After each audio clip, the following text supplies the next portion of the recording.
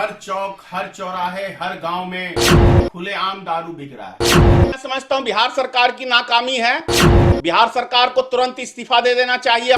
कानून व्यवस्था सही नहीं है, लॉ एंड ऑर्डर सही नहीं है, दादागिरी चल रही है पूरे बिहार के अंदर। अरे नीतीश कुमार के बस का कुछ नहीं। भारतीय जनता पार्टी के गठबंधन के पास बातों के अलावा जमीन पे काम कुछ नहीं है। ये भाषण के धनी है और काम के धनी नहीं है। ये मेरे हिसाब से दारू को पुनः लागू करना चाहिए और सख्त कानून बनाना चाहिए कि दारू पी के नौटंकी करते हुए कोई रोड पे पकड़ा जाए तो उसको 10 साल की सजा होनी चाहिए। देखो, पीने वाला आदमी पिएगा, अपने घर में मस्त रहेगा। इंग्लिश की 1 नंबर दारू मिलेगी उसको तो वो 2 नंबर का दारू नहीं खरीदेगा, उससे उसकी मौत नहीं होगी। कानून टाइट होना चाहिए, दारूबंदी समाप्त कर देनी चाहिए। शराबबंदी की जहां तक बात है तो जो भी काम बिहार सरकार अभी तक कर रही है वो सिर्फ कागजों के ऊपर ठीक है, मीडिया में ठीक है। बाकी वर्तमान यदि धरती की बात की जाए तो वहां पे कहीं कुछ लागू नहीं होता है। जैसे जब से बिहार में दारूबंदी हुई है, हम लोगों ने बहुत स्वागत किया था, नीतीश कुमार जी का बहुत बढ़िया कदम है।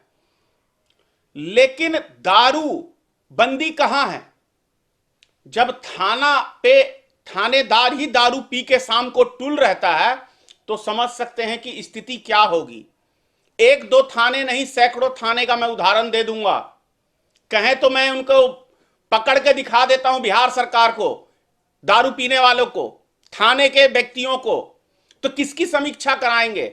हर गांव में, हर चौक पे, हर नुक्कड़ पे दारू खुले आम बिक रही है, खास तौर से ये देसी नकली दारू।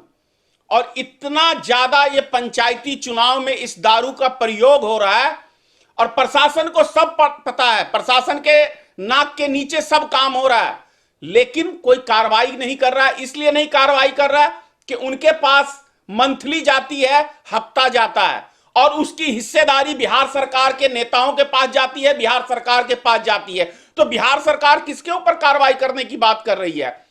मैं कहता हूं दारूबंदी को खत्म करे।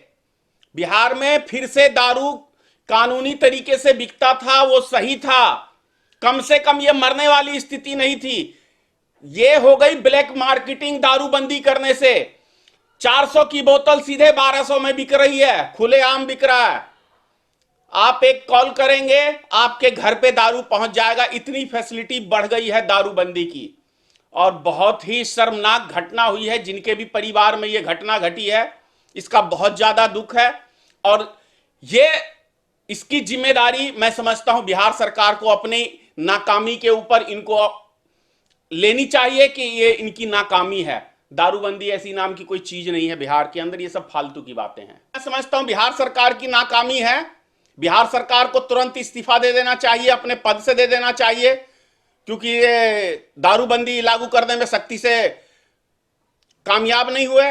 कानून व्यवस्था सही नहीं है, लॉ एंड ऑर्डर सही नहीं है, दादागिरी चल रही है पूरे बिहार के अंदर। नीतीश कुमार ने कहा है कि छठ के बाद इसे और सख्ती से। अरे नीतीश कुमार के बस का कुछ नहीं है।